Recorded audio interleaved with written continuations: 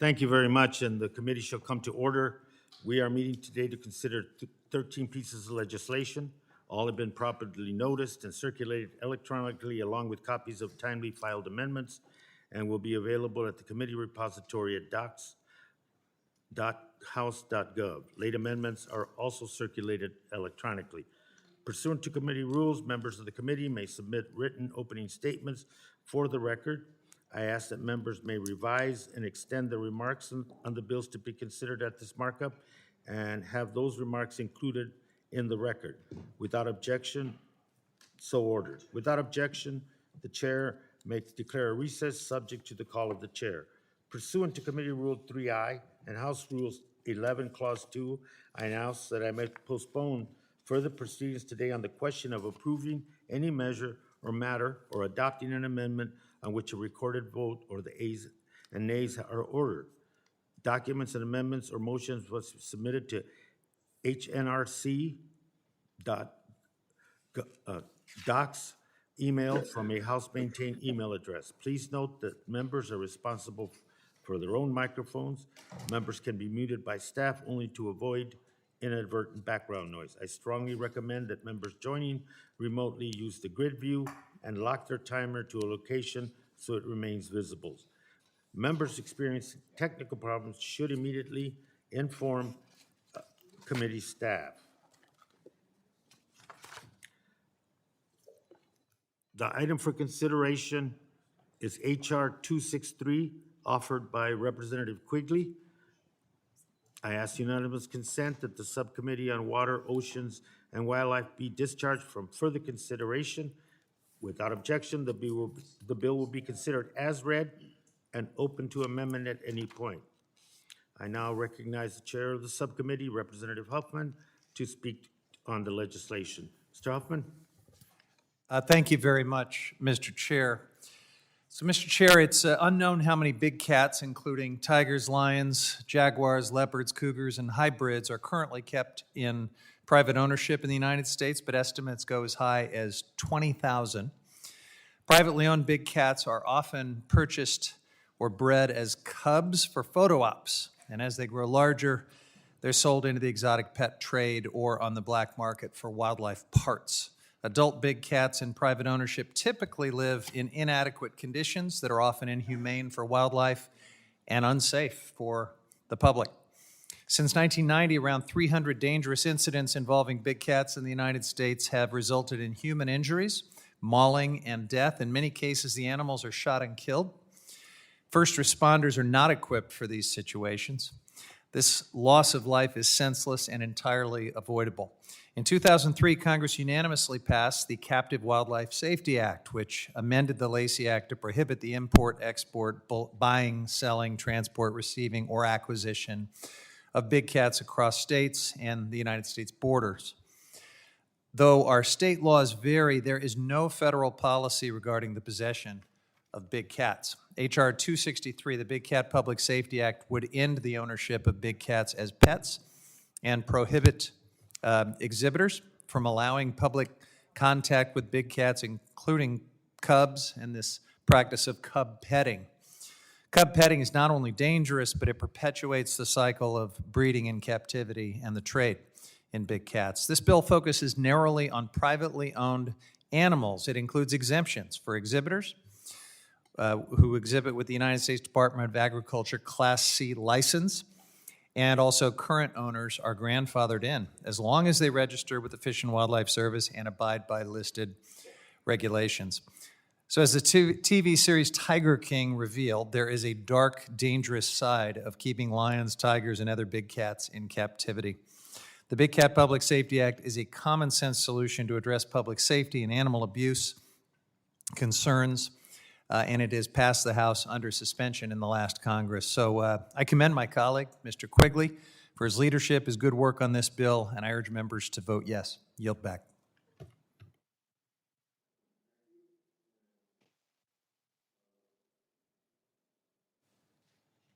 Is there any further debate before we begin the amendment process? Mr. Chairman. Mr. Westerman. Thank you, Mr. Chairman. You know, with the committee not having met to mark up legislation in more than 2 months, I'd hoped we'd be coming back today to consider bills to lower skyrocketing energy costs, addressing drought in the West, mitigating catastrophic wildfires, or maybe bringing immediate relief to any of the other myriad crises plaguing our country and impacting millions of Americans. That's why when I saw the big ticket item on today's agenda was a bill to regulate big cat ownership, I wondered, maybe we should stop streaming our subscription services and turn on the local news broadcast. Perhaps all the remote proceedings, virtual votes, and legislating via Zoom have confused the Democrat majority into thinking it's still early 2020 and Americans are still locked at home watching Tiger King on Netflix. Mr. Chair, what is on Americans' minds today is not their Netflix watch list. Americans are not talking about tigers, they're feeling their budgets get tighter. As gasoline prices have skyrocketed to a record national average of $4.91 per gallon, a price that many on the left seem to embrace and think it should go higher. Meanwhile, though we should be expanding production of American energy here at home, our constituents are watching President Biden call on Iran and Venezuela for oil and natural gas and lift tariffs on solar panels constructed by slave labor overseas, a major giveaway to China's state-subsidized companies and the Chinese Communist Party. It's further exporting American wealth to China at the expense of American workers and taxpayers. They're not concerned about lions. They're seeing the lines grow at their local food bank. President Biden's inflation, energy, and supply chain crises are all converging to drive up the cost of basic necessities for American families, leaving many with the sad realization that their once comfortable paycheck now does not have the purchasing power to put food on their family's table. Wildfires, not wild cats, have ravaged nearly 2 million acres of land in the United States this year to date. A recent study by the First Street Foundation found at least 10 million properties in the United States are facing major to extreme wildfire risk. We should be debating how to capture snow melt, not snow leopards, to make our western communities more resilient against drought. This committee has the ability to advance the kinds of legislation to improve our water infrastructure, produce clean, efficient, and carbon-free hydroelectricity, and bring reliable, affordable, high-quality water to farmers and families alike. Unfortunately, while Republicans have introduced numerous bills that will lower gas prices, promote American energy independence, increase water supplies, and reduce the threat of catastrophic wildfires, committee Democrats have refused to give these bills any of the necessary hearings or markups to advance them through the legislative process. Mr. Chair, today my colleagues and I intend to offer several amendments to bring the committee back on the right track, advancing real solutions to address the crises facing our nation. I urge my Democrat colleagues to do something exotic and join me in supporting these Republican amendments. By working together, we can bask in the sense of accomplishment that comes with advancing the kinds of bold solutions our constituents sent us here to take on. That being said, Mr. Chairman, I'd be remiss if I didn't acknowledge that there are several bills on the agenda today that are the kind of bipartisan solutions we all want to see Congress advance. We are going to offer many amendments on the big cat bill. This bill is something that should easily be passed through the committee if the majority would accept the common sense amendments that we've offered. But really, there are more important things to our country today than, and they're on the mind of the American people, than a bill based on a streaming show. So with that, I oppose the bill. We'll be offering amendments, and I yield back. Anyone else wish to be recognized? Mr. Chair. Who seeks recognition? Sir? Mr. Chair, thank you very much. Inflation is at an all-time high and shows no sign of slowing down. Gas continues to skyrocket. Families can't find formula on shelves for their newborn children. Every American's purchasing power is diminished. Blackouts are going to haunt Americans from coast to coast through the hot summer. The alarming number of illegal immigrants pouring over our southern and northern border, smuggling drugs into our communities, and plotting terrorist attacks is now routine. And this committee has so much jurisdiction to tackle issues relevant to Americans. We can pass legislation to restart onshore and offshore leasing and lower gas prices. We can cut our supply chain deficits by accessing domestic critical minerals. We can streamline responsible development projects so we can strengthen our grid. And we can create good-paying jobs so Americans can have more money in their pockets. Our economy is crumbling. So instead of talking about cats today, I urge my Democrat colleagues to instead take up legislation under, under this committee's jurisdiction that will actually help Americans. So let's not sit idly by while our neighbors watch their savings dwindle and their kids ask why they can't afford to play Little League this summer, or why they don't have air conditioning for days at a time, or why they can't make that 4th of July road trip to go camping. And again, why are we paying $5 a gallon for gas? We can use our time better to help America get back on its feet. Mr. Chair, thank you, and I yield back. Thank you very much. Anyone else seek recognition?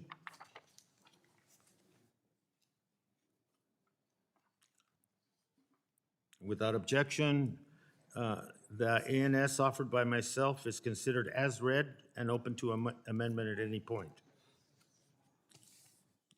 Ranking Member Westerman, you have a substitute to Chair's amendment in the nature of substitute.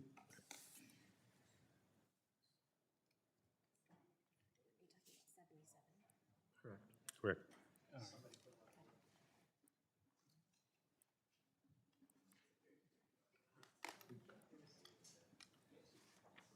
And I reserve a point of order on the substitute.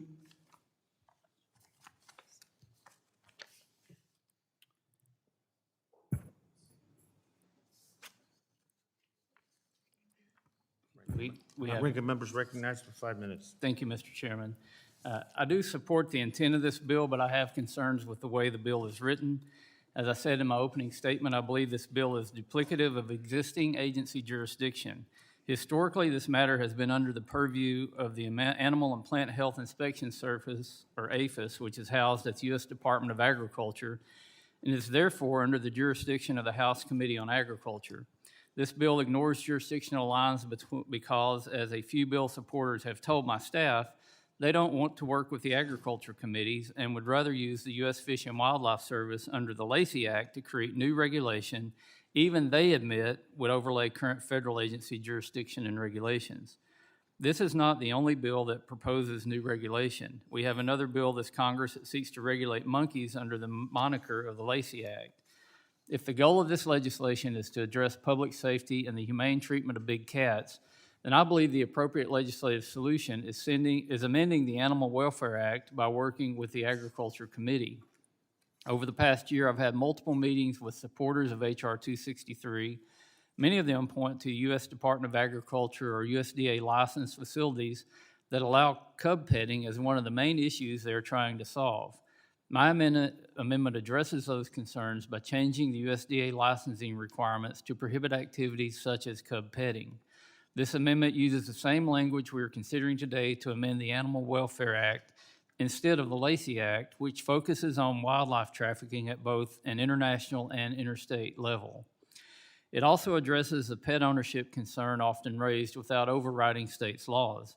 My amendment would require that individuals in states where big cat ownership is allowed must register the animals with USDA. This amendment would not supersede any current or future state laws regarding big cats. I urge my colleagues to support this amendment. USDA already has inspectors and law enforcement officers that are well-versed in animal welfare issues. If we truly want to solve this issue, it would be better solved through the Animal Welfare Act and not the Lacey Act. I also ask my colleagues to support this amendment, and I yield back. Gentleman yields. Let me recognize myself. Mr. Ranking Member, for reasons of the committee's jurisdiction, I reserved a point of order on the substitute amendment and ask it that if you're willing to withdraw the amendment at this time?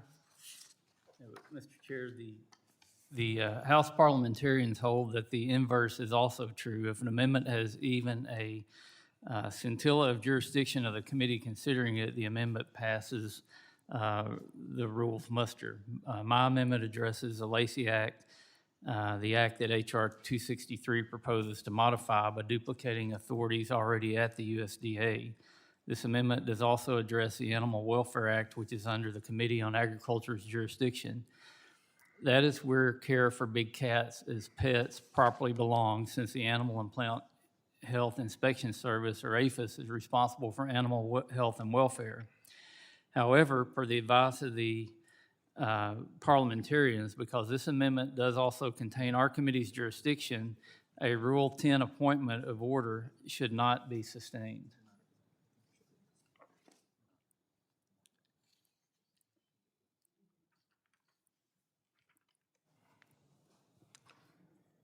Well, let me continue to let me recognize myself.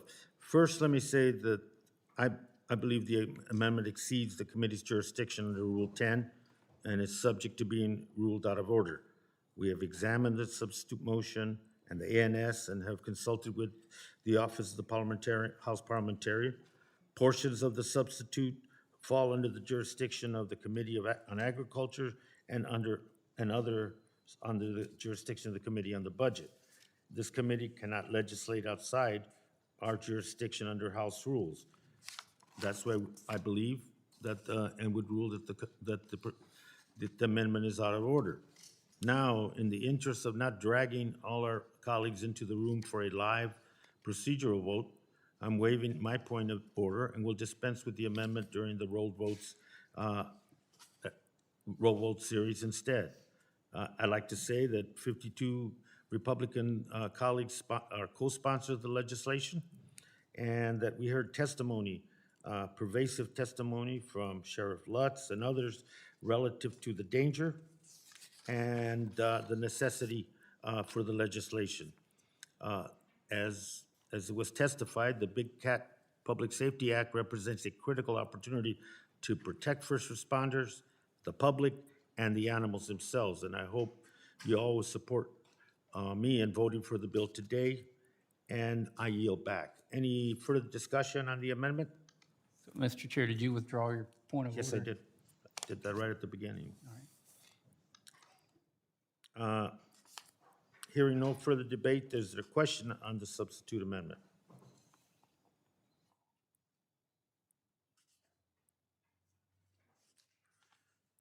I will pause now so that members joining us remotely can unmute.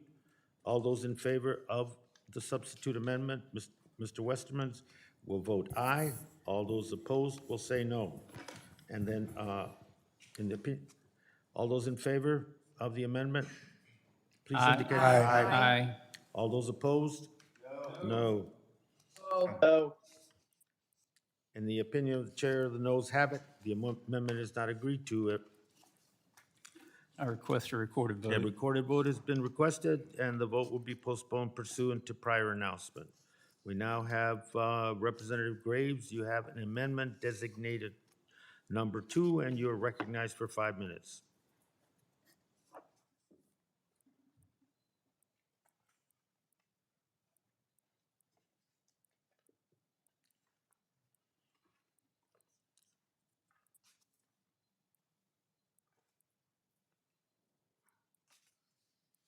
The inquiry of the ranking members, Ms. I don't see Representative Graves in the room or on the Zoom.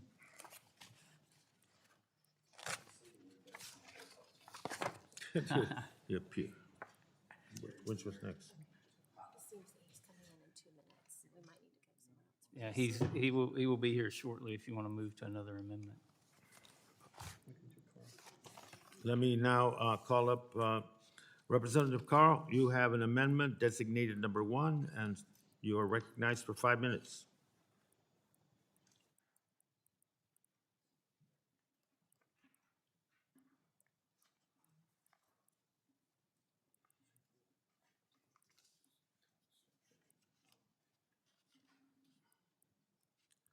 Representative Carl?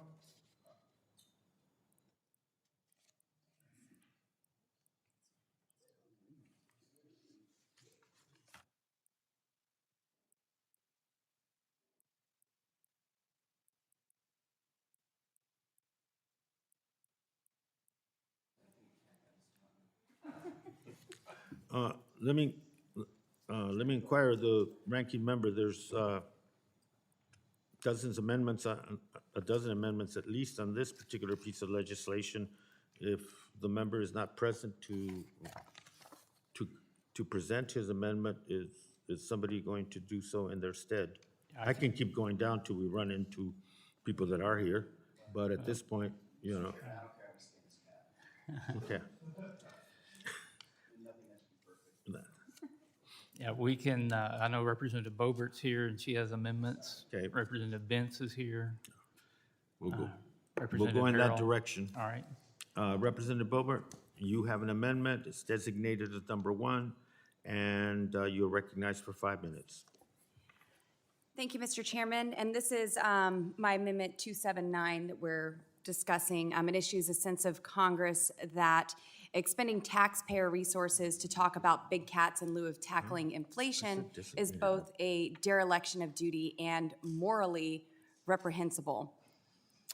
For the year ending April 2022, prices for food at home increased by 10.8%. That's the largest increase since November 1980, before I was even born.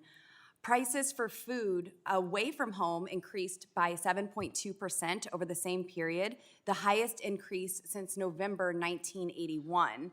The Consumer Price Index, CPI, rose by 0.3% for all items in April, equaling an 8.3 rise year over year.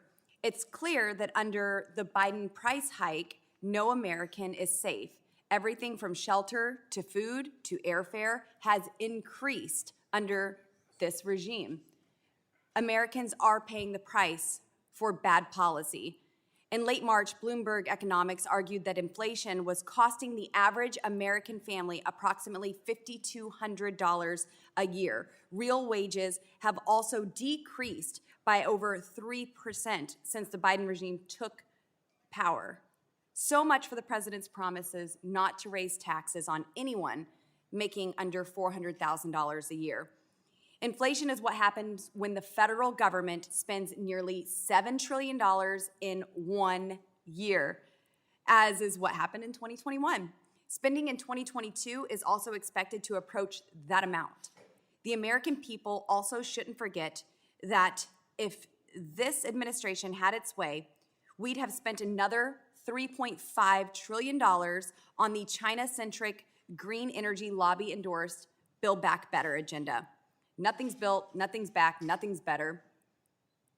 Really, I wish that the people in power would have just left things alone the way they were, and we would all be okay. We'd also be diverting millions of taxpayer dollars in service of tree equity. Despite the clear threat that inflation poses to the future of our country and to the pocketbooks of hardworking American families, the Democrat Party is choosing to instead debate whether or not to impose additional restrictions on big cat ownerships. Carol Baskin would be shaking her head. Aren't you glad that the so-called adults are back in charge? Can the other side assure Republicans on this committee that after we regulate big cats, we can finally tackle inflation in our capacities as elected representatives? This Democrat majority will do everything and anything to deflect blame their significant role in perpetuating our national inflation crisis, understanding that it's still so important to bring up the topic of inflation. And to add insult to injury, millions of Americans were promised that inflation was a temporary problem. Last year, several cabinet members, including Commerce Secretary Gina Raimondo, argued that expansionary fiscal policy of the Biden regime, which is a polite way to describe the Democrats' wild spending spree, was simply temporary. Republicans on this committee and in the House are ready to take immediate action to fight this crisis. It is clear, given the committee's majority priorities here today, they are not. With that, I argue adoption of my amendment, and I yield back the balance of my time. The gentlelady yields. Any other further discussion on the amendment? Bober 279, I believe. Number one? Are we on number one? You told me to. Anyone else wish to comment on that? Mr. Huffman? Mr. Chairman, this amendment was filed late after the committee deadline, so I appreciate the representative's remarks, but members, our staff, the affected agencies and executive branch, affected stakeholders, none of them have had any opportunity to review and comment on this amendment, so I strongly urge members to oppose it.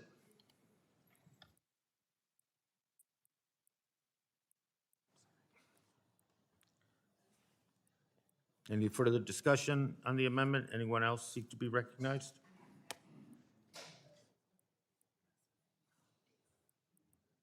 Hearing no further debate, the question is on Boebert Amendment number 1. I will pause so the members joined remotely can unmute. All those in favor of the amendment indicate by saying aye. Aye. Aye. All those opposed to the amendment indicate by saying no. No. No. In the opinion of Chair, the noes have it.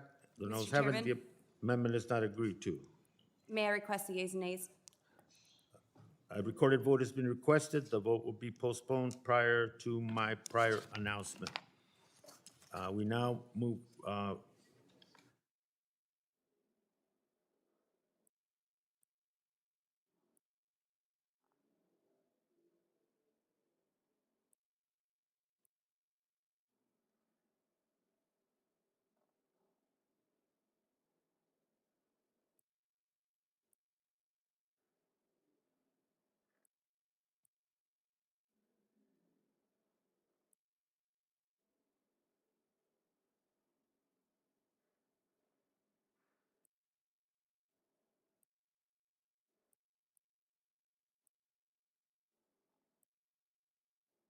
now call on Representative Graves. You have an amendment designated number 2, and you're recognized for 5 minutes, sir.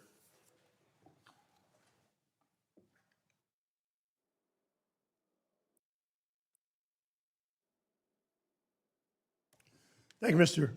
Chairman. Mr. Chairman, in episode 5 of Joe versus Carol that I've never watched in my life, the candidate for, the actor for Carol Baskin is quoted as saying this is starting to get a little woo-hoo. And I think her point is that it's crazy, it's insane what's happening right now. Mr. Chairman, we're in a situation where we're in the committee with jurisdiction over energy. This committee has jurisdiction over natural resources. And we are sitting here in this committee, and we're dealing with a truth commission, we're dealing with land transfers, we're dealing with, I'll put it this way. There's not a single constituent in the months and months and months that we've been traveling around our district that has said, I want you to do a single one of these bills. Not a single constituent. Mr. Chairman, the President of the United States is going to get on an airplane, get on Air Force One with all the emissions, and he's going to travel 13 hours and 40 minutes. He's going to travel 6,736 miles to go to Saudi Arabia to go negotiate oil coming from Saudi Arabia to the United States to help bring down the absurd energy prices that Ranking Member Westerman brought up before. Now, being the environmentally conscious person that I am, not to mention representing, the United States, we've calculated some closer places he could go where you can find energy. And by the way, this employs Americans and puts money in our pockets rather than into Saudi Arabia. You can come down to my home state. I do it every week. It's about 1,000 miles. You can go to California, where I'm sure Mr. Huffman would love to have you all come. Nearly less than 2,500 miles. They have energy there. You can go to North Dakota. You can go to Ohio, Maryland, Pennsylvania, Oklahoma. I was in the Permian last week. You've got energy all over the place, and thank you. They're being invited to Colorado as well. That's right, y'all have energy in Montana. Now look, These are various reports. The President of the United States is going to go to Saudi Arabia, as I mentioned. He's going to go to Venezuela. He's going to go to Iran. And of course, the White House says that OPEC action's not enough. We're going to get the Federal Trade Commission involved as well. Look, Mr. Chairman, this isn't rocket science. We had low energy prices, and let me reiterate to those of you that care about the environment, and we had lower emissions. We had lower emissions. Get the Senate letter. We had lower emissions under the previous administration. Low prices and lower emissions. Now, roll your eyes, call me out on it. Fact check it. I dare you. This president has resulted in higher emissions, unaffordable energy prices, and energy security that's a complete disaster. The Senate letter. We don't have it? Okay. This is January 27th of last year. Look, you've said several times before, I'm not the smartest person in this body or in this committee, and I agree with you. I'm not. Yep. January 27th of last year. This is what we posted. We're going to result in January of last year, higher electricity prices, higher prices of gas pump, lost revenue sharing for hurricane protection, coastal restoration, higher delivery costs passed on to consumers, more dependence on foreign energy, a net increase in global emissions. I'll say it again, and you remind me usually at each markup, I'm not the smartest person in this room, but I could look at this administration's policies and tell where we were going. This is a complete disaster, that one. Here's one of our constituents, sent this to us totally unprompted. I'm on fixed income, my wife works full time. It's gotten so bad with gas prices, it's almost not worth my wife working. We're struggling to make our bills because everything is so high. Can you please fight as hard as you can to lower gas prices, especially with our state being an oil and gas state? Your constituents are hurting. This is David from Denham Springs, Louisiana. Mr. Chairman, what in the world are we doing? What in the world are we doing in this committee? Sitting here, spending time doing this kind of stuff. This is a complete waste of time in regard to the true priorities of Americans across the country. But I'll tell you what, Mr. Chairman, don't take my word for it. Here's a Democrat congressman from California. Voters are beyond furious. It's called desperation. I don't hear anything about other national issues we're focusing on in Washington. The thing I hear about is gasoline. What are you doing to bring down the gas prices? This is trashing our economy. It's trashing our country. Therefore, amendment number 2 is an amendment that helps to ensure that gas prices come down. I urge adoption of the amendment and yield back. Gentleman yields back. Anyone else? Any committee member wish to be heard on Mr. Graves' amendment number 2? Hearing no further debate, the question is on the Graves amendment number 2. I will pause so the members can unmute. All those in favor of the amendment, Graves number 2, please indicate by saying aye. Aye. Aye. All those opposed to Graves amendment number 2 indicate by saying no. No. No. The opinion of the chair, the noes have it, and the amendment is not agreed to. Mr. Graves? Request a recorded vote. Gentleman requested a recorded vote, and the vote will be postponed pursuant to prior announcement. Representative Graves, you have amendment designated number 3, and you're recognized for 5 minutes.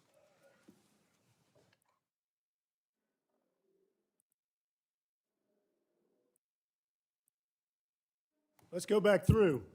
So here's some other ones. This is our hometown paper at the top. Thanks to the rising price of natural gas and the summer heat, electric bills for Louisiana residents and businesses are set to shoot up drastically.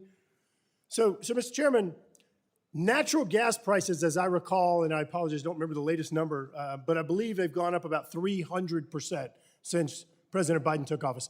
300%. The majority of our electricity comes from natural gas-fired power plants, and so therefore, you're going to see a little bit of a lag in electricity prices because most often you have long-term contracts on natural gas. But as these contracts are renewed and the new prices are locked in, you are going to see skyrocketing electricity prices. So ladies and gentlemen, it is not limited to just gasoline and diesel. It is going to be electricity prices, and they're coming. You're going to see doubling and tripling of electricity prices. local TV stations, the cost of gas reached record highs in Louisiana. In March, it's only gotten worse. The price per gallon varies by 10 cents or more across the capital, depending on the gas station. One of our Homa newspaper, industry officials say jobs, economy, and tax revenue at stake if Biden delays oil leases. The first president in modern history to not have lease sales. I had a conversation with the Secretary of Energy who came down to Louisiana recently, which I will tell you, I very much appreciate her coming to visit, and I appreciate her giving me time to talk. But my conversation with her, she says, I'm talking to her about leases, the fact that we need to offer up leases, new production areas. I don't know, how about in the United States versus Saudi Arabia, Iran, Venezuela, or other countries? You know what her response was? We don't need new sources of energy. Okay, let me ask you a question, Mr. Chairman. How is it that you don't need new sources of energy when our own president is going to Iran, Venezuela, Saudi Arabia, and others, and our own president is releasing oil from the Strategic Petroleum Reserve that's supposed to be for disasters, not disastrous policies? Help me understand how you don't need new supply whenever you're tapping foreign supplies and tapping our emergency reserves, putting us in a precarious or a dangerous situation. How can those two things coexist? Anybody? How can they coexist? This is the stupidest energy policy I've ever seen in my life. And I don't care who you are. If you're a hardcore liberal, you're a hardcore conservative. This is affecting every American. It's undermining our economy. We have the resources right here in the United States. Why aren't we producing it? This is absolutely idiotic, these policies that we're moving forward on. There was a Treasury official under the Biden administration who was quoted as saying it was their objective to raise energy prices. Get the star with. It was their objective to raise energy prices. He said it. He said this is their intent, is to raise energy prices. It was their very objective. Let me tell you something. Boy, does that guy get a star. Congratulations. Congratulations, you achieved it. The highest energy prices that we've seen. The highest energy prices. Every single day, prices going up. I mean, who in the world are we representing? I thought we were sent here and we raised our hands and we took an oath to the Constitution of the United States and the citizens that we represent. Let me tell you who's benefiting from what's going on right now. Iran, China, Russia, Venezuela, OPEC plus nations. Not us. We're paying for it. We're paying for it. And there was nobody who couldn't have looked at this and recognized exactly where this was going. And as I said, January 27th, last year, we posted this on Facebook. January 27th of last year, every single thing we've said was going to happen has happened. Mr. Chairman, I'm going to say this again. You failed the test of affordability, you failed the test of protecting the environment, and you failed the test on energy security. Have we not learned our lesson that by putting all of our eggs in the basket of people like Vladimir Putin, what a disaster that can be? Yet under this administration, when our Secretary of Interior sat right there and I asked her how much oil we bring in from Russia, she said, I have no idea. When we went through and explained that we had nearly tripled our importation or our dependence on Russian oil under that administration, under the Biden administration, she apparently had no clue, and not understanding that by stopping domestic energy production, you have no impact on demand. All you do is cause prices to go up. So vote for amendment number 3. Yield back. Any further discussion on the amendment? Mr. Chairman. You're recognized, sir. Thank you. And Representative Graves, could I just ask you to amplify on one issue you touched on, but I'd like a little bit more clarification, and I'll yield to you in a second. What is the environmental difference between energy produced in the United States versus a Russia or Venezuela or Nigeria or some of these other countries? Now I yield to the member. Thank you, Mr. Lamborn. Mr. Lamborn, the National Energy Technology Lab, which is some of the premier scientists in regard to energy technology and energy production, they have done an extensive report, if I remember correctly, it was in September, October of 2019, where they found that Russian natural gas delivered to Europe, which, as you know, I think Germany has over 60% dependence on Russian gas, has a 41% higher life cycle emissions. 41% higher life cycle emissions than U.S. gas delivered, and I'm talking about natural gas, delivered to Europe. If you look at Asia, The comparison is it's actually 47% higher life cycle emissions from Russian gas being delivered to Asia as compared to U.S. gas. Look, the Biden administration, Mr. Lamborn, I know you know this, the Biden administration has said that under EIA projections under the Biden administration, developing countries are going to see a growth in demand for natural gas between 31 and I think it's 44% over the next 28 years. Developing countries are going to see an increase in demand between 51 and 88%. Between 51. So look, the Biden administration acknowledges we are going to have a surge in global demand for natural gas. If we produce it cleanest and safest, then my gosh, why aren't we producing it here and sending it other places, which reduces global emissions? Yield back. Thank you, Mr. Chairman. I yield back.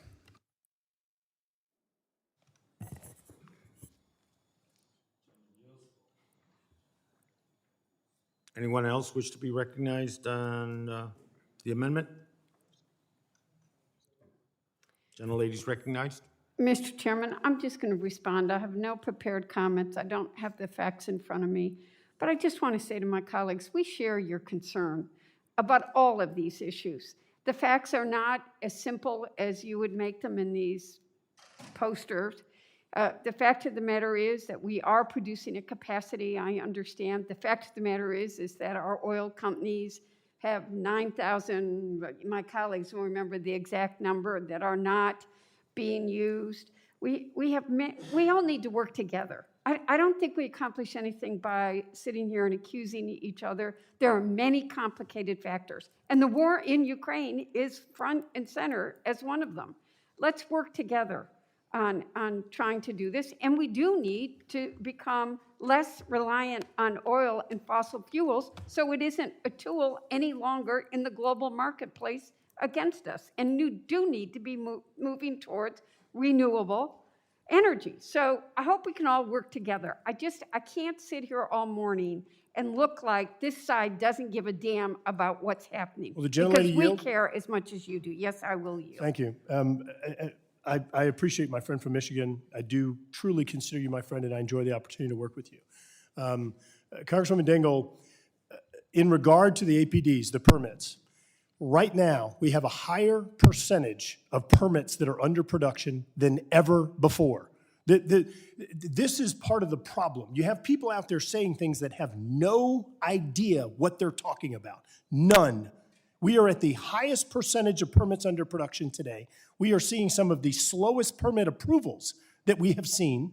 And if I recall correctly, and I can go back and check it, I think during the Obama administration at this point in time, they had already done like 50 lease sales, and they've done 0. So I would love to work with you. I would love to work with you. And I would love to look at the facts on this and see if we can come up with some solutions. But doing some of the things we're doing right now is baffling to me when we have a crisis that Americans And I would go yield back at you and say to you that the Secretary of Energy has said to us in classified briefings, so I hope I didn't say something wasn't, and has said to us in committee hearings that there is not a permit that has not been issued. There are no pending permits.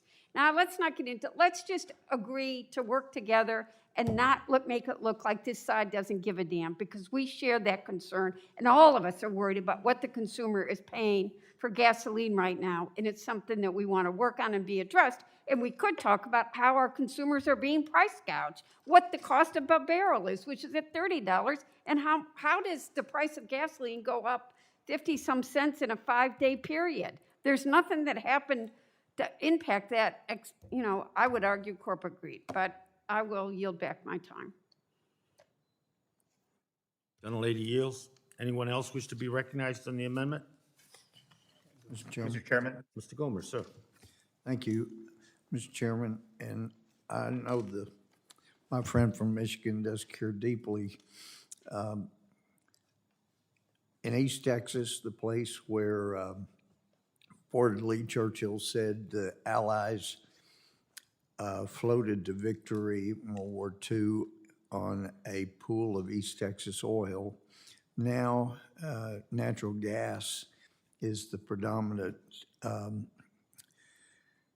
energy source out of East Texas. But it's not being produced the way it could be. And I've heard from the administration about the greedy oil companies. There is nobody in America who has done more for profits of big oil companies than President Joe Biden. He is making them a fortune because that's what happens when you have less of a product that everybody needs. The prices go up. And in this case, you know, the profits are going up. So it reminds me of when he was vice president and Obama was president. They would give speeches on a regular basis about how rotten Wall Street was and just condemning them right and left.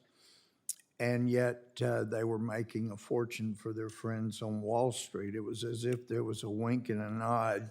I'm going to badmouth you, but you're going to make an awful lot of money. We'll see to that. Well, the problem is, as anybody that talks to their constituents knows, and I know that includes my friend from Michigan, they're hurting. And for us to have a hearing like this today that seems to them to be completely oblivious to the kind of hurt that they're going through, it is just psychologically devastating to them. It's like nobody is listening to them. We say we're listening, but then if they turn on C-SPAN and see this markup and see that there is not one thing we're going to do today that is going to help them with what in their lives is a crisis. You know, I'm back to hearing things from constituents that I heard during the Obama administration, where people complaining, single moms, I'm maxing out my credit cards, just getting gasoline so that I can get to and from work because I can't afford to live in the city. I have to have a cheaper place to live. And now that I'm maxing out my credit card on gas and gas keeps going up, I may not be able to buy gas just to get to and from work, and then I'll be out of work. I mean, people are getting frantic as they see these prices. They've gone higher than they've ever been, and it's time that we actually did something about it because we can. So while our fearless leader is flying to Saudi Arabia and begging OPEC on hands and knees, please, please give us more oil and gas, as my friend from Louisiana points out. He mentioned Permian, but it's a whole lot shorter to fly to the Permian Basin and say, we need to ramp up production. What do I need to do? Or flying to the Dakotas or places where we actually can ramp up production if this administration will just get out of the way and stop making it more difficult. And by the way, natural gas looks like $9.29. That's getting really expensive. And one lady told me during the Obama administration, she said, I'm in my 80s, and the price of energy is getting so high, I'm afraid I'm going to end up dying in a home like I was born in, where the only source of energy or warmth was a wood-burning stove. And I had to say, I'm sorry, this administration wants to take away your wood-burning stove. Let's help people, and I support the amendment. Gentleman yields. Anyone else wish to be recognized on the amendment? Mr. Chairman. Mr. Chairman.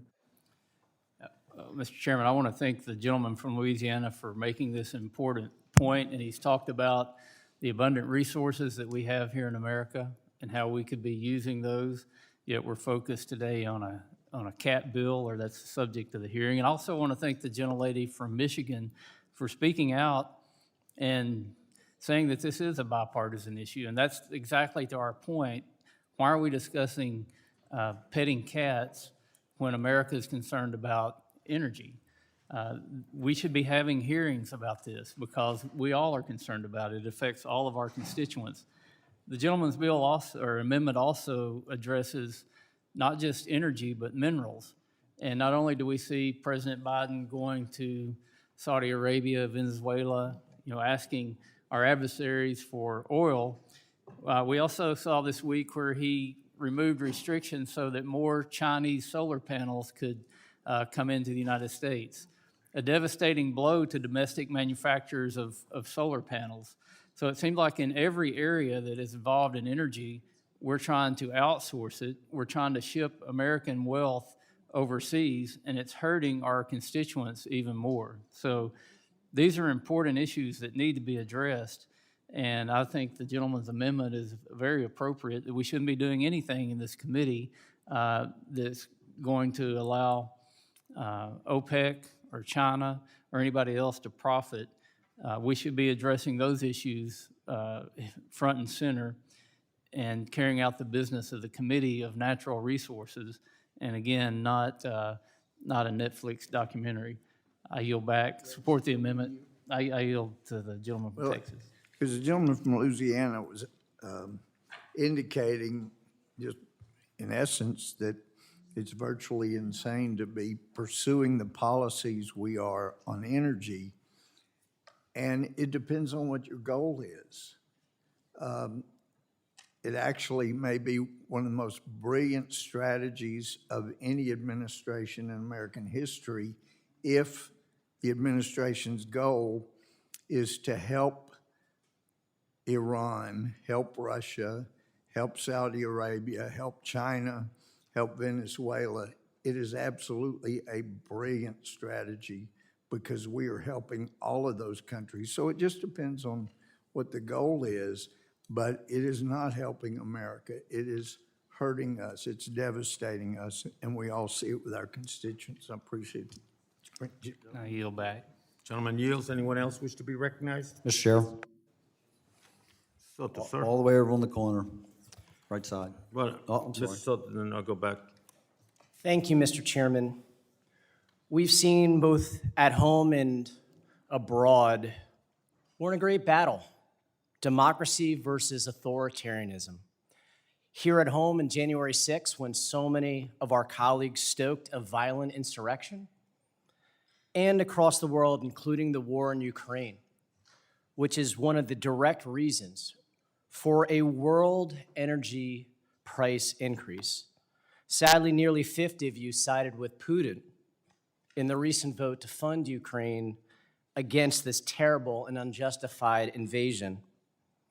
And then we had a price gouging bill. I know a lot of you aren't in energy and commerce, so you weren't there for those hearings, but that was the single biggest vote we had. But you were there on the floor. How many voted no? Just about all of you. In the biggest vote. I appreciate at least some people being honest in this debate that there are record profits being made by oil companies. And yet, at the time when we could do the biggest thing possible to help lower the price of the pump, you voted no. And it wasn't mentioned once, not once in any of your debates. And the Ukraine war wasn't even mentioned until about 20 minutes into this debate, or the fact that it's a world increase. And I applaud President Biden for using the strategic reserve. This was a key part of it. And then when Trump went to Saudi Arabia to help lower gas prices, there wasn't a peep from any of you. And now you're attacking President Biden. We're still the largest energy producer in the world. And we're not only helping Americans, but we're helping our brothers and sisters in Europe as they fight against a communist regime trying to take them over and murder their people. One of the biggest drivers is the Trump tariffs, which we're literally just applauded right now. That is one of the major drivers of inflation right now. And the president just rolled back several of them related to solar panels, which we all agree we need to have. And then immigration reform, another key driver of the labor shortage. We get no help from the other side on immigration reform. Small businesses throughout my district desperately need workers, yet we get no partners on the other side of the aisle for this. even though we passed several bills. And then the biggest issue I take issue with is to say we're doing nothing today to address the concerns of the American people. After a rash of mass shootings over these past 3 weeks, we're going to have some votes on gun safety this week, and we're going to have debates today. To say that on this very day we're not addressing the concerns of the American people says a lot about what you think about the priorities are in America, and I yield back. Mr. Rosendale, sir, you're recognized. Thank you, Mr. Chair. I really think that my colleagues across the aisle need to understand the principles, basic principles of supply and demand, and that's what drives costs of energy up. The timeline that's necessary to develop these resources and the billions of dollars that it takes to invest in order to make sure that we do have an ample energy supply, which not only helps our people across the nation, but also contributes dramatically to our national security. And finally, who would have ever thought that the old adage, another day, another dollar, was going to be a reference to the gasoline prices across our nation, for Pete's sakes. It has now come back into vogue. With that, I would like to yield some of my time to my good friend from Louisiana, because I think he had some additional comments that he needed to address as far as those resources. Thank you, Mr. Rosendale. Appreciate the yield. So let's go through, Mr. Soto, some of the things that you brought up. First of all, I hate to get facts in the way of a good argument, but there's not a single member on our side that's on the Energy and Commerce Committee, contrary to your comments a minute ago. Number two, I was having a little trouble following your logic there, but I assume you were maybe talking about our vote no on the Federal Trade Commission bill that the Democrats shoved through the House. I want to remind you that there are members of your party that similarly objected to that legislation. And here's why. They did that because in August of last year, Brian Deese, who's a senior White House official, what is he, the director of economic policy, whatever, for the White House, he sent a letter to the Federal Trade Commission saying, hey, I want you to investigate price gouging of oil and gas companies. Let me say that again. That was I think it was August of last year. Following, in November of last year, the President of the United States, Joe Biden, he sent a letter to the Federal Trade Commission, which is generally what the presidents do. Presidents write letters to their subordinates. No, you do that only for press purposes. He sent a letter reiterating. Now, if the Federal Trade Commission actually needed authority to do the investigation, why in the hell did the boss write a letter telling him to do it? Because here's why. Because all of this is a charade. Because y'all are out there saying, hey, look, it's the Federal Trade Commission. They need to get involved. It's price gouging by big oil. Oh, no, this is Vladimir Putin's fault. It's Bigfoot. He did it. I mean, look, all of this, it just out there just chasing your tail, just coming up with false narratives. And as long as y'all continue to do that, we're going to continue to see this number go up. It's going to keep happening because until you acknowledge the problem, then this is going to keep happening. Now, there was a comment that you made a minute ago saying that we sided with Vladimir Putin, and you said that a handful of us, or dozens of us, whatever, voted against the Ukraine aid package. And you know what? I was one of those people, and you're damn right I did, and let me tell you why. Because in the Ukraine aid package, it provides funds for housing and transportation and medical care and clothing and all these things for folks in Ukraine. I've been to Ukraine, was there just a few months ago with Steny Hoyer. Visited with the refugees and everything else, and you know what? They deserve our help. But you know who else deserves our help?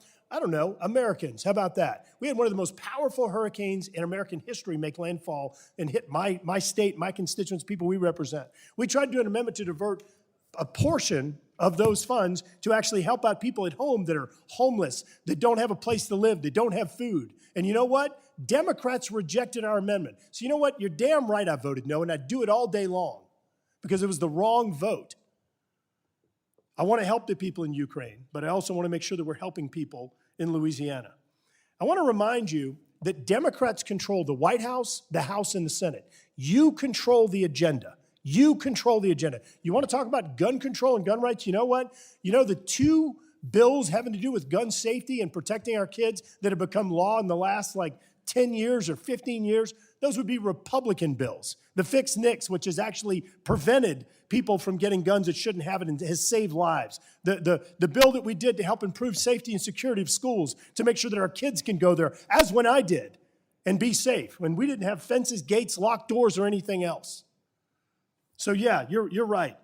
You're right, we need to focus on those priorities, but one of the most pervasive things happening that's affecting every single American, that's making them unable to make their ends meet, is gas prices. And now what's coming is electricity prices, and it's 100% unforced error. Last thing on this. A few of y'all brought up renewable energy. You know what? I fully support it. Fully support it. In fact, just a week or so ago, we had a hearing in this committee listening as to why we need to shut down the Twin Metals mine. You know what that is? It's cobalt, nickel, it's copper, and platinum resources, 75 to 90% of the resources in the United States that's needed for renewable energy. This administration shuts it down. No to everything, no to all of the above isn't an energy policy. Yield back. I yield back, Mr. Chair. Gentleman yields. Ms. Boebert, you're Chairman, recognized. thank you. I really appreciate all of the dialogue that's actually taking place today. This is very exciting. It's much better than just 100% Zoom, and people are actually interacting with one another. This is exactly why I'm here. I saw our communities being regulated into poverty. Colorado's 3rd District is full of natural resources. Our resources are rich and abundant, but politicians get into office and shut it down unnecessarily. The schools that were being built, the roads that were being built, the fire departments that were being built, the hospitals that were being built, all cease and are now overbuilt, and they can't afford them because those tax revenues are not coming in. And of course, as we've heard time and time again today, every American is paying the price for these bad energy policies. Now, many times here in this committee, we hear about our energy development being outsourced to our adversaries. This is very frustrating to me, knowing how clean our energy is, knowing that our guys produce it better than anyone. Rather than begging OPEC, we should be relying on the American roughneck to produce this energy to reduce global emissions, rather than outsourcing to China. Now, who is interested in the protection of China and the growth of China? Well, a lot of fingers would point to the White House right now, because the Biden family has had strong ties with China. Look at the cobalt mines that China owns. We are outsourcing energy development. We are shutting down our coal-fired energy plants. In my district, one has been demolished. Another one is on its way to be shut down. Hundreds of jobs will be lost in Craig, Colorado. China has promised to build some 200 coal-fired energy plants, and we buy solar panels from them. They own cobalt mines in the Congo. We've heard in this committee that there are some 40,000 children mining with their bare hands for that cobalt. So not in my backyard extremists can feel good about clean energy, ignoring the children. They're being used as slave labor that don't have tools to get the job done, that are going to work barefoot. And we're gonna say we did something virtuous because we have solar panels that we purchased from China. Hunter Biden's investment firm, Bohai Harvest, helped facilitate the sale to the Chinese of one of the world's largest cobalt mines in 2016. The Biden family has ensured that the renewable energy supply chain goes through China's supply chains, which are replete with slave and child labor. I'm tired of the excuses that we need good, clean energy, and this is how we are producing it. Our energy is 42% cheaper than Russia's, and we can literally be exporting freedom to Europe right now. We can export our clean LNG to these other nations and liberate them from tyrants. You want to help Ukraine? Export our natural resources. Instead, we hear a push, hey, you can't afford gasoline, well, buy a $50,000 electric vehicle. Well, those electric vehicles aren't powered by solar, they aren't powered by wind, they're powered by fossil fuels. It's very disingenuous, especially when we don't even talk about how productive nuclear energy could be right here in America. We have the opportunity to do something really great here. We have the opportunity to look at the problems that we are having with our energy production, with the high prices of gas, with, as we've heard, people putting gas on their credit cards, maxing out their credit cards. I have employees who are riding their bikes to work. Sure, maybe it's healthier, but it's not really convenient for them, but that's how they're able to save and make the money that they were making in this horrible time with inflation rising through this reckless spending that we are doing right here in Washington, D.C. We have an opportunity to solve this. And there are many, many crises that are taking place right here, right now in the United States that we have the ability to do something on. Instead, we vote on hair legislation. Don't demonstrate, do not, what's the word I'm looking for?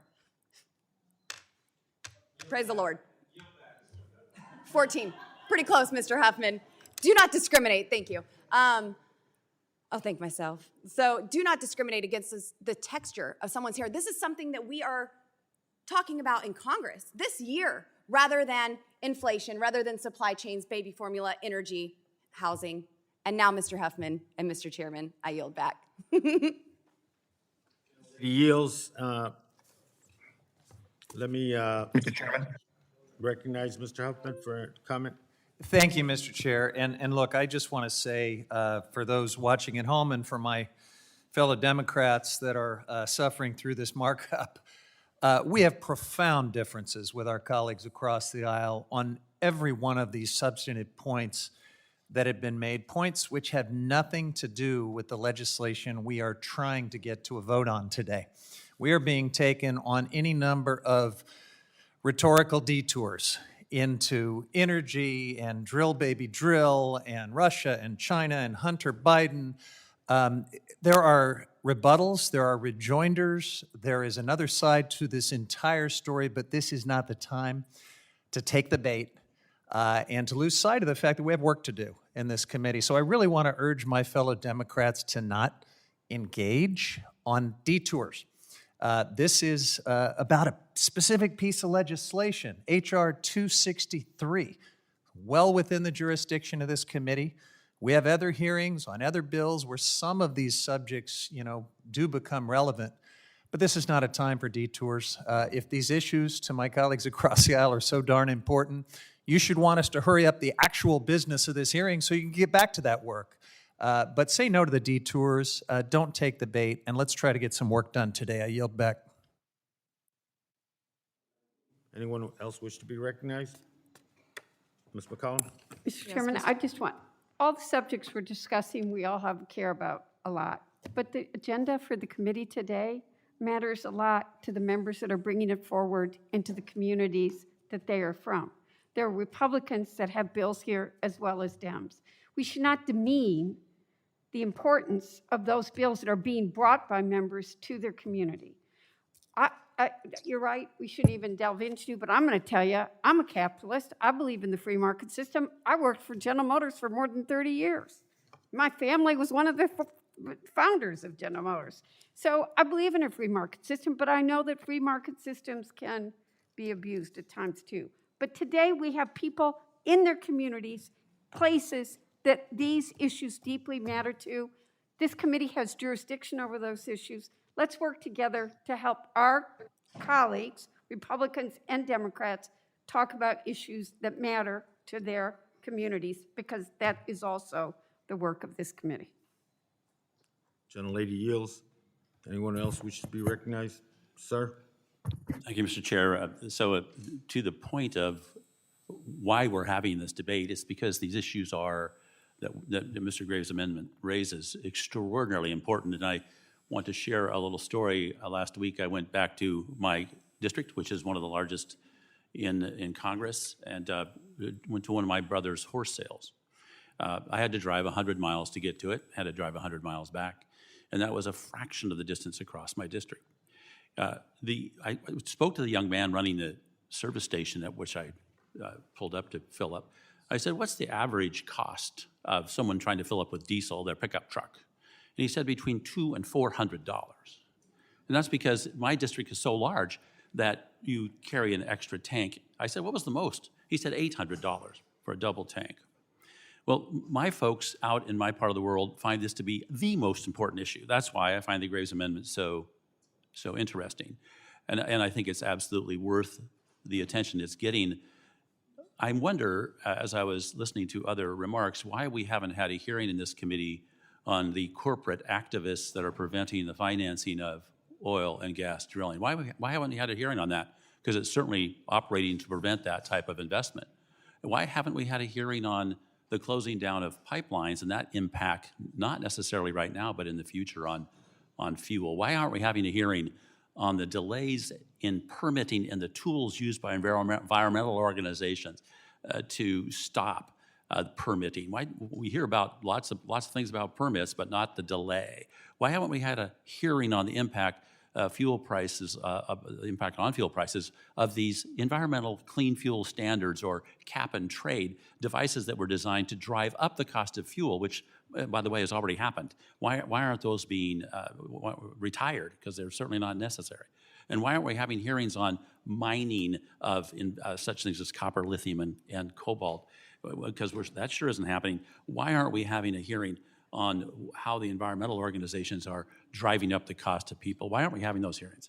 This committee should be having those hearings. I think that's the purpose of this diversion from the big cat bill, which, by the way, is important. And I'll mention this again when I get to my amendment. 35 states already have addressed the big cat issue. 35 states. There are 15 that haven't, and I suppose that is what the bill is focused on. But guess what? There are so many more important issues, all of which, or some of which I've just mentioned. With that, I yield to Mr. Graves. Thank you, Mr. Benz. Appreciate the time. You know, Mr.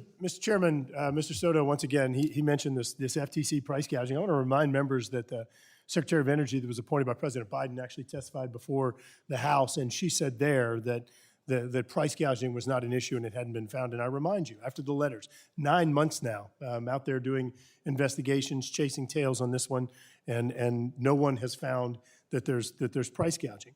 Mr. Benz talked about permit delays. I was recently in the Permian Basin, spent time in Texas and in New Mexico.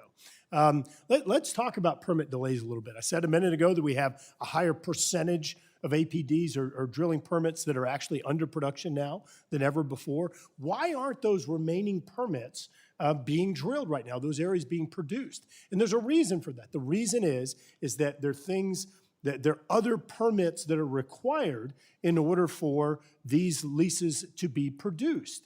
And the administration, in many cases, is not granting those other permits. Secondly, you have things like litigation that is holding up or preventing these areas from being able to be produced. Let me give you a couple of statistics. New Mexico, again, I was just in Hobbs, New Mexico. In 2020, on average, it took 400 days. It took 400 days in 2020 to issue a permit, BLM land, to issue a permit for energy production. In the latest quarter, it's taken 650 days. There has been a 50% reduction in the number of permits that have been issued. I mean, Mr. Chairman, there's not a leg to stand on. To watch y'all continue to try to hold these positions whenever it is your policies that have caused the problems that we're facing today. What am I talking about? Let me give you some examples. Build Back Better Act, this committee right here. You voted to raise royalty rates, I believe it was 50%. What that means is to increase the cost of domestic energy production. Where does that money come from? Does it come from the money tree? Does it come from somebody winning the lottery? No, it comes from consumers. We pay more at the gas pump. Y'all tried to employ a $10,000 a mile a year pipeline fee. Where does the money come from? If you're a company and you're planning your out-year cost and your investments and your prices, you build that in. All of these were unforced errors. I'll say it again. You own the White House, the House, and the Senate. You own these decisions. The impact on our constituents. This is what happens. Bad policy results in this. Gentleman's time has expired. Anyone else? Mr. Chairman? I think Ms. McCollum, you sought to be recognized. Mr. Chairman? Mr. Chair, I was just trying to figure out what the order of business is, and I believe that we need to proceed to get to the business done so that we can carry on this debate in other committees. Thank you. Anyone else wish to be recognized? Sir? Mr. Chairman? Mr. Chairman? Mr. Chairman? Mr. San, is that San Nicolas? Sir, Yes, Mr. Chairman, can you hear me okay? I'm alternating, and I'm sorry, and as soon as this gentleman's over, Mr. San Nicolas will turn to you, sir. Sir? Thank you, Mr. Chair. You know, this is not a debate I was expecting to have this morning. Personally, I'm glad we're having the debate this morning, because if you ask the average American what's front of mind for them, they will absolutely say inflation and the cost of energy. I think we all have heard this every single day. I personally get calls from my constituents talking about how much this is hurting them. I think it's important to focus on the big picture here. You know, I mean, first of all, I think it's important to focus on the fact that this is not a partisan issue. It should not be a partisan issue, right? We all care about our constituents. We care about energy prices. We all care about the environment. We all believe that we need to transition to cleaner forms of energy. We all believe that we have a responsibility to help make our Earth a greener place. The problem is that the way this transition is being managed is completely nonsensical. So a couple of days ago, I was in Hobbs, New Mexico with Congressman Graves, Congresswoman Harrell, meeting with energy executives. We toured some production sites, trying to figure out what the constraints were that were driving energy prices in America. Last night, I met with a group of energy executives, the U.S. Energy Stream, that had a dinner here in Washington, D.C. A number of us are going back over there this afternoon to speak with that group. Here's what they're telling us. No one asked them about what they needed to increase production. No one asked them what was going to happen to energy prices. So the problem is we've got this idea that we in government can just wave our hands, pass legislation, and force this transition into green energy. And the problem is that we are just not ready for that right now. We don't have the capacity. We don't have the solar panels. We don't have the battery storage that we're going to need. We're shutting down clean energy sources like nuclear power plants that are basically the cleanest energy that mankind knows how to produce. So when we ignore this advice, you know, this is what occurs. And I also think it's important to focus on the big picture here, because the U.S. accounts for, what, 13% of worldwide greenhouse gas emissions? Depending on how you figure, it's around 13%.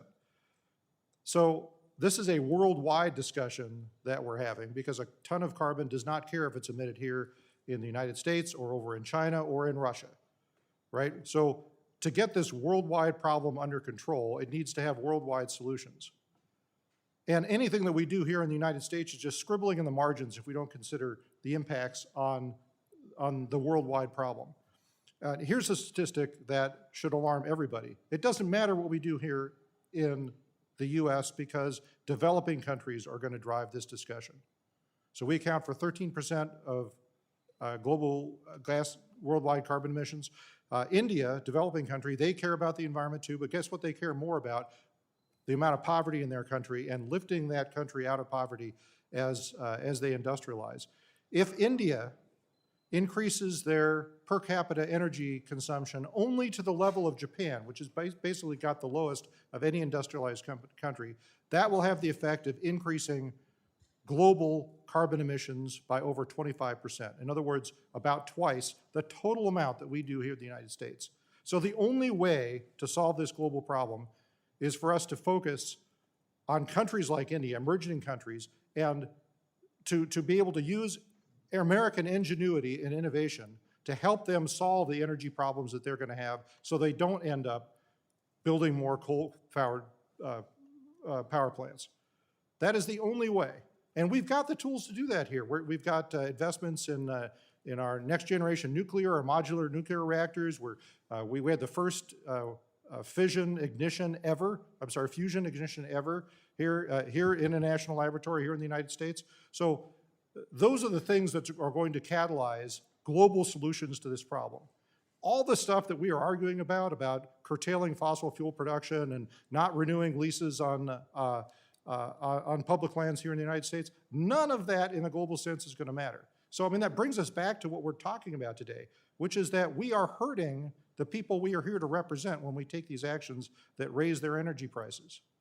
And ironically, and I'll close with this, ironically, the people that we hurt the most, the people that pay the highest price for those energy, the energy prices and the price of fuel right now, are the people in the U.S. that can least afford to pay it.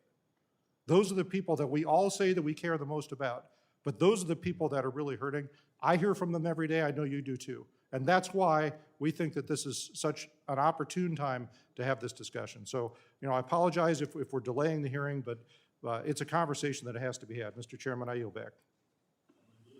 Mr. San Nicolas, pardon me for the delay. Sir, you're recognized. Thank you so much, Mr. Chairman. I just first wanted to inquire with the chair if he would be so gracious. We are on HR 263, correct, Mr. Chairman? Yes, we are. And HR 263 is the big cat bill. Is that right, Mr. Chairman? Correct again. And we are on amendment number 3 from Mr. Graves, Mr. Chairman?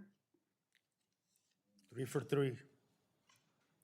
So I just wanted to, for the benefit of the American people who are watching this hearing, read what Amendment 3 actually says. It says, no provision of this act shall take effect if determined to result in an increased reliance on hostile foreign nations such as Iran, Venezuela, Saudi Arabia, or any organization of petroleum exporting countries, OPEC, member nations, to meet U.S. energy needs, including critical minerals and rare earth elements as defined by the U.S. Geological Survey.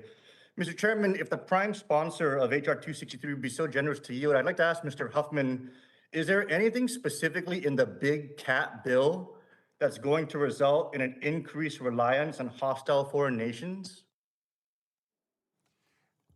Not a thing, Mr. San Nicolas, nor would this amendment do anything to address the inflation, gas prices, China, Hunter Biden laptop, or other issues that we've heard all about in the performances so far today.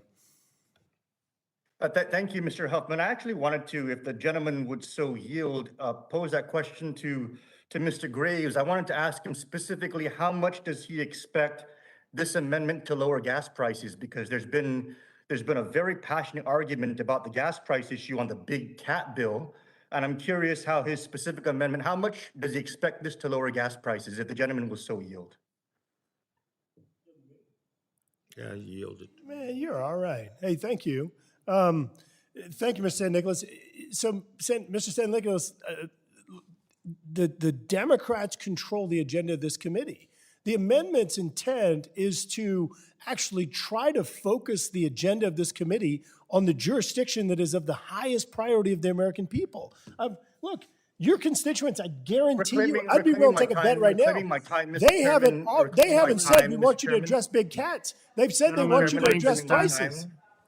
Gentleman reclaims his time. Mr. Chairman, the question is very specific. If the gentleman still would like to yield, how much does he expect his amendment to lower gas prices in the big cat bill when the amendment reads, no provision of this act shall take effect if it will result in an increased reliance on hostile foreign nations?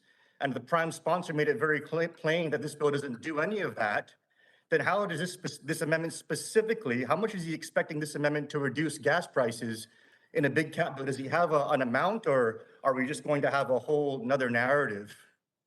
Thank you, Mr. San Nicolas. I appreciate the yield. Mr. San Nicolas, how many constituents at town hall meetings have asked you to address big cats, and how many have told you that they want you to address energy prices? We're trying to help you focus this committee's agenda in our jurisdiction on the priorities of the American people. You're talking about big cats right now. I can't even believe you're doing this. You're talking about big cats. Mr. Graves, the gentleman reclaimed his time. Oh, I'm sorry. I didn't realize that. Yeah, you heard it. Thank you, Mr. Chairman. So I just wanted to make it plain to the American people. First and foremost, I think that my colleagues on the Democratic side of the aisle have been very gracious, calling for all of us to work together. I think that that's something that we need to do. I think Mr. Huffman has been very gracious in calling for us to address the issue at hand. And I think that the points that have been made on both sides of the aisle are definitely points for all of us to consider, and that the American people will agree to that. But let's be upfront with the American people that voting yes on this amendment will do nothing for gas prices. Voting no on this amendment will do nothing for gas prices. And this amendment has nothing to do with foreign nations, because big cats have nothing to do with our reliance on foreign nations. So I think that the dialogue is very passionate. I think it's very relevant in terms of what the American people are going through. But the actual amendment itself will do nothing for the issue at hand. So let's move on. And let's just be upfront with the American people as we continue to entertain the remainder of these amendments as to whether or not it's actually going to accomplish the purposes that are intended in the opening narratives of these amendments, because this does nothing for gas prices. I mean, the mover of the amendment can't give us a firm answer on whether or not the dollar amount is going to change. It's very plain that it won't. So I'd like to echo the sentiments of Mr. Huffman. Let's address the big cat legislation. If you don't like it, vote no. But let's not introduce amendments to make it seem like there's going to be a solution for the American people in here when there is none. Thank you, Mr. Chairman. Gentleman yields. Anyone else wish to be recognized on Graves number 3? Hearing no further debate, the question is on Graves Amendment number 3. I will pause so members can unmute. Those in favor of Graves number 3, please indicate by saying aye. Aye. All those opposed to Graves number 3, please indicate by saying no. No. No. No. In the opinion of the chair, the noes have it. The noes have it, and the amendment is not agreed to. Mr. Chairman, Mr. Graves, request a recorded vote. the recorded vote has been requested. This vote will be postponed until prior announcement. Representative Graves, you have amendment number 4. You're recognized for 5 minutes. Thank you, Mr. Chairman. Mr. Chairman, there was conversation earlier about the 9,000 permits and the impact that this is having. Mr. Chairman, there's something called a letter of authorization that National Marine Fisheries Service has to grant in order for energy producers in the offshore to be able to actually produce energy or to be able to do seismic surveys and things along those lines. These normally just take a few weeks, but National Marine Fisheries Service has delayed these things exponentially. And as a matter of fact, they recently came out, or I say recently in February, they came out and acknowledged that, quote, erroneous estimates resulted in miscalculated projections in the impact of activities in the Gulf of Mexico involving rarely sighted species. Let me give you an example. Maybe it was like this activity is going to impact walrus or maybe polar bears that you may be shocked to learn we actually don't have in the Gulf. And so it's another example of this administration, their mistakes that are causing an impact and are delaying production of energy. This is why they're even though we're at the highest percentage of permits that have ever been produced, that's why we're in this situation that we're in right now. So we do have an amendment. Amendment number 4 says that the bill cannot restrict access to critical minerals on federal land or increase reliance on foreign nations with human rights issues. Mr. Chairman, the reason we've proposed this amendment, let me be clear. We fully support increased deployment of renewable energy, which needs to include solar and wind. It needs to include wave and geothermal. It needs to include hydro. It needs to include nuclear energy, including SMRs and next-gen nuclear. And it needs to include oil and gas because the Biden administration's own projections indicate that there's going to be a surge in oil and gas demand globally. Like I said, developing countries, nearly an 80% increase in demand moving forward. And so rather than doing what this administration's doing, where they're shutting down the Twin Metals mine, shutting down the resources we need to deploy renewable energy in the United States, rather than what this administration's doing, we're just, what was that, yesterday or day before, the Biden administration comes out and says that we are actually going to eliminate tariffs for solar panels that are being transshipped from China. China right now manufactures 90% of the solar panels that are being sold around the world. 90%. You know what? We want solar energy too, where it makes sense, when it's economically sustainable and it's environmentally sustainable. This administration is not just going to other countries for oil and gas. They're going to other countries for renewable energy sources too, whether it's the critical minerals and the rare earths, or it's actually the production of things like wind turbines or things like solar panels. You can't make this stuff up. If we didn't learn our lesson that this administration committed to triple our dependence on Russian oil, now we're going to go and say, hey, we're going to get all of our solar panels from China? Which juveniles are running this place? This is crazy. We're going to go from one authoritarian regime to the other, and we're going to be dependent upon them and give them leverage over our economy and our national security. This isn't funny. This is serious stuff, and it's incredibly dangerous. Look, I make mistakes all the time, but I try to go back and acknowledge them and fix them. This administration keeps doubling and tripling down on the stupid decisions that have got us in this situation. Mr. Chairman, I'm gonna actually say something that I don't think I've ever said before, and I hope I never say again. Let's take this moment. Okay, In this instance, I actually think I agree with Senator Schumer, Senator Markey, Senator Cantwell, and Senator Menendez. Let me explain. In a letter that they sent a while back, they said the current run-up in world energy prices is effectively a tax on every American family's discretionary budget, except that the money goes to the OPEC cartel rather than the U.S. Treasury. Let me say it again. It's pretty rare that I actually agree with those senators, Senator Schumer, Senator Markey, Senator Cantwell, and Senator Menendez, but you know what? They got it right. This is a tax on the American people, and the profits are going to OPEC. They're not coming to the U.S. Treasury because this administration is blocking domestic energy production. I urge adoption of the amendment and yield back. I'm going to recognize Ms. McCollum for a comment.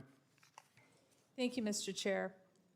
There are some important items on this agenda. One of the most important is establishing a Truth and Healing Commission for the way Native American children and their families were attacked by the federal government in the past, causing death, causing intergenerational trauma, and it was a way for us to move forward with healing. There's also other bills on here dealing with Native American issues. One of our jurisdictional issues is dealing with the tribes in a fair and equitable way.